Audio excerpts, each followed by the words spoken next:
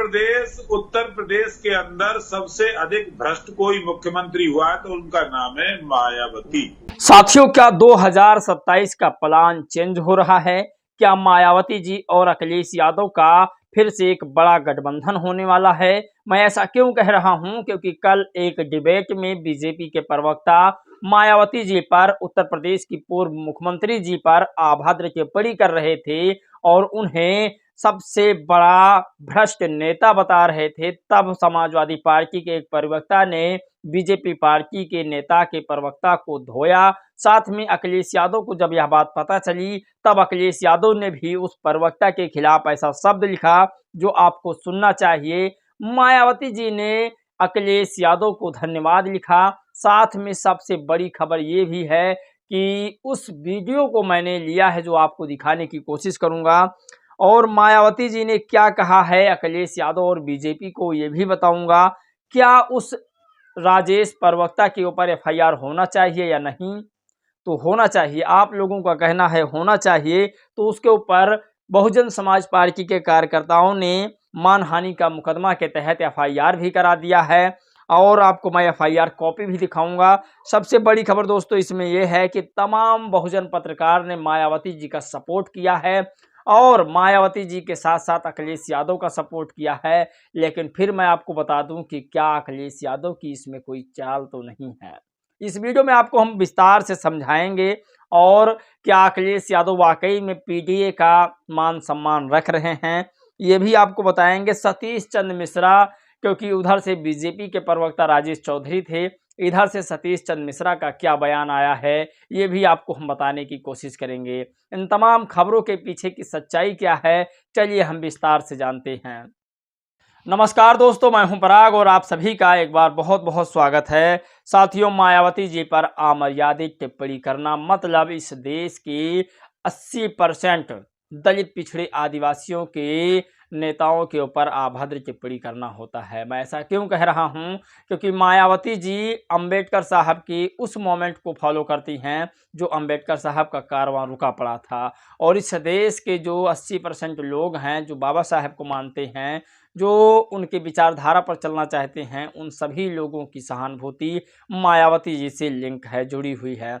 तो मायावती जी पर जब ये राजेश चौधरी अमर्यादित टिप्पणी करता है, उन्हें कहता है कि ये मैंने गलती कर दी, एक दलित महिला को मुख्यमंत्री बनाकर, मैंने ही बनाया था पहली बार मुख्यमंत्री, मायावती जी पर यह अभद्र टिप्पणी कर रहा है। साथ में उसने ये भी कहा कि अब तक का अगर रिकॉर्ड उठाकर देख लिया जाए तो सबसे ज़्यादा भ्रष्ट मायावती हैं।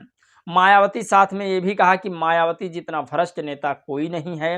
ये बीजेपी के प्रवक्ता का कहना है। अखिलेश यादव ने तब कहा कि बीजेपी की मंशा मुझे अच्छी नहीं लगती है, औरतों के प्रति मान सम्मान बीजेपी का नहीं है। ऐसा उन्होंने साथ में लिखते हुए एक बड़ा ट्वीट किया है जो मैं आपको दिखाऊंगा। साथियों, आपको बता दें, उस ट्वीट के बाद मायावती जी ने अखिलेश यादव जी को सादर धन्यवाद लिखा है।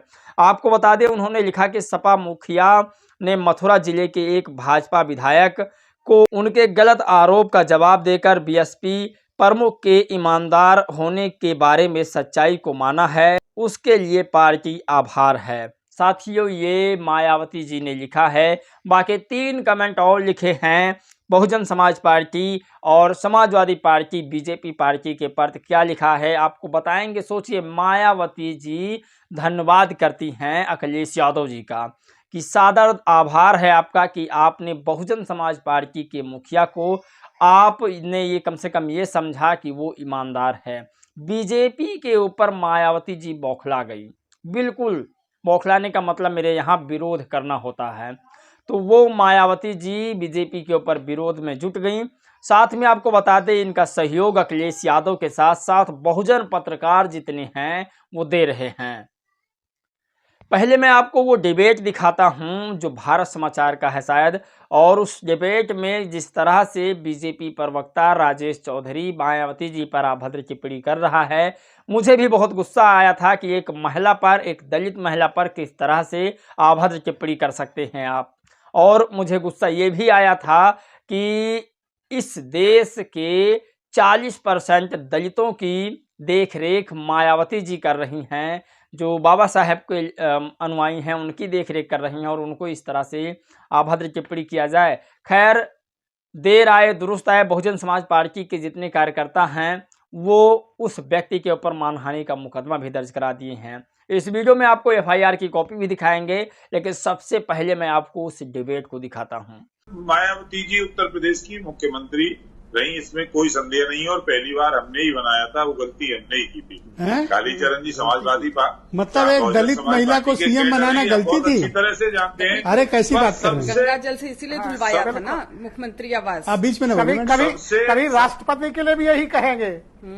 उत्तर प्रदेश के अंदर सबसे अधिक भ्रष्ट कोई मुख्यमंत्री हुआ है तो उनका नाम है मायावती।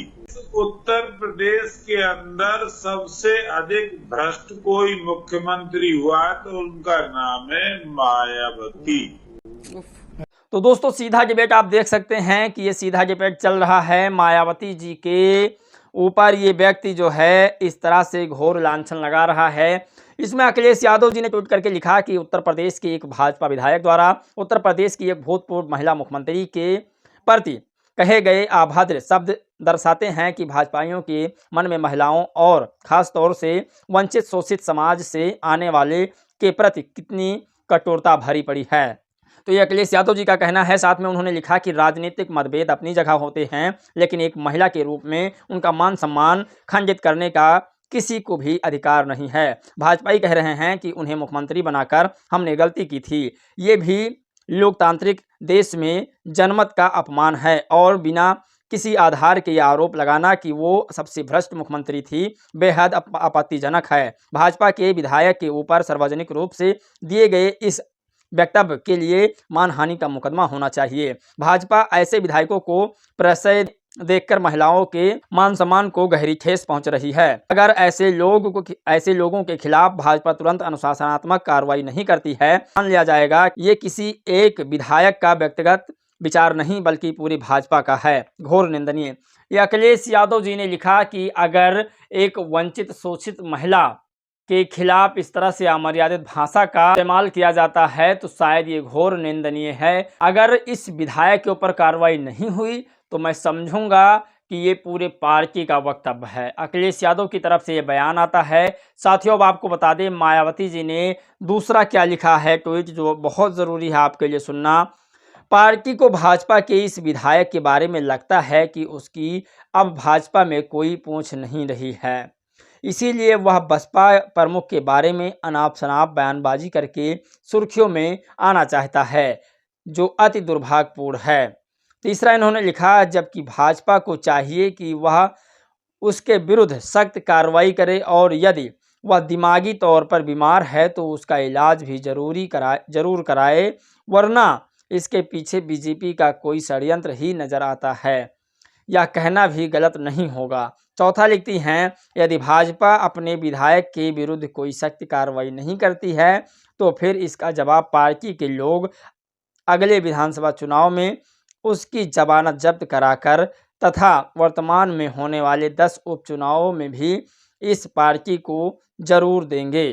तो सोचिए, ये बीजेपी की मंशा है दलित, पिछड़े, शोषित, वंचितों की महिलाओं के खिलाफ अभद्र टिप्पणी करना। आपको बताते हैं, बहुजन समाज पार्टी के कार्यकर्ताओं ने भी कोई कसर नहीं छोड़ी। बीजेपी के उस राजेश चौधरी के ऊपर एफआईआर कर दी। आपको मैं एफआईआर रिपोर्ट कॉपी दिखाता हूं। यहाँ पर देखिए, साफ साफ है एफआईआर की मांग की है। तो ये सबसे बड़ी खबर है। पत्रकारों ने भी बहुजन समाज पार्टी के मुखिया मायावती जी पर अभद्र टिप्पणी किया है। राजेश चौधरी ने उसको लेकर के पुलिस प्रशासन से भी मांग किया है कि इन पर कानूनी कार्रवाई हो।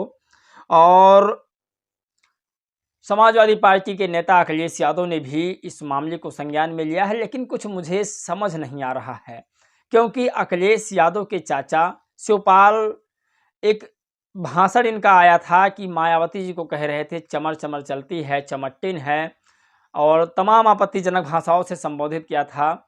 लेकिन मुझे समझ नहीं आ रहा है कि अखिलेश यादव कैसे सुधर रहे हैं। साथ में आपको बता दें कि सतीश चंद्र मिश्रा ने क्या लिखा है। एक निजी चैनल में डिबेट के दौरान बीजेपी के विधायक एवं प्रवक्ता ने जो महिला विरोधी और अभद्र टिप्पणी हमारी नेता आदरणीय बहन कुमारी मायावती जी के लिए किया है, वह बीजेपी की सोच और बौखलाहट दिखाई देता है। यह टिप्पणी देश में करोड़ों दलितों, वंचितों, शोषित एवं महिलाओं की अवहेलना है। तो ये सतीश चंद्र मिश्रा का लिखना है। लेकिन सबसे बड़ी खबर आपको बता दें कि समाजवादी पार्टी की चाल भी इसमें हो सकती है। क्या चाल आपको समझाते हैं, समझिए आप। अखिलेश यादव जी नहीं चाहते हैं कि मुसलमानों का वोट कांग्रेस पार्टी की तरफ ट्रांसफर हो पाए। अब केंद्र की बात है, संसद की बात है, तब गठबंधन करना अलग मसला है। लेकिन अगर बात आ जाएगी राज्य की विधायक और मुख्यमंत्री बनने की, तो मुझे नहीं लगता कि वो हिस्सेदारी कांग्रेस पार्टी को यहाँ देना चाहेंगे। क्योंकि अगर एक बार मुस्लिम समाज कांग्रेस की तरफ ट्रांसफ़र हो गया, तब अखिलेश यादव की तरफ दोबारा आने में संकोच पैदा कर लेगा। इसीलिए अखिलेश यादव इस तरह के कोई मामलों में कसर नहीं छोड़ना चाहते हैं। ताकि आप लोग अपनी राय ज़रूर लिखिएगा। इस वीडियो में दोस्तों बस इतना ही। जय भीम, नमो बुद्धाय।